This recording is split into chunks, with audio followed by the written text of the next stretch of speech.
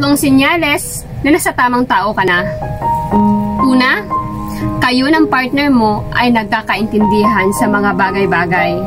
Magaan ang pakiramdam kapag kasama siya.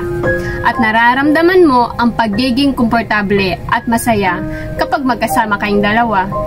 At pangalawa, may pagkakapareho ng mga hangarin at mga halaga.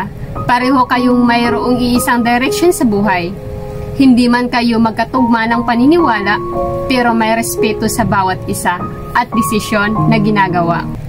Pangatlo, nagbibigay suporta at pagmamahal at pinaparamdam niya na worth it ka at naniniwala siya sa kakayahan mo at ipinaparamdam niya na mahal ka niya at sapat ka na sa kanya kung ano ka pa. Tandaan mo, ang pangmatagalang relasyon, pinaghihirapan yan at pinapahalagahan dahil bago mo makilala ang taong nakatadhana sa iyo, marami ka pang pagdadaanan. Kaya kung nararamdaman mo na ang mga sign na ito, ay ano pa bang dapat gawin? I-treasure mo na ang bawat isa.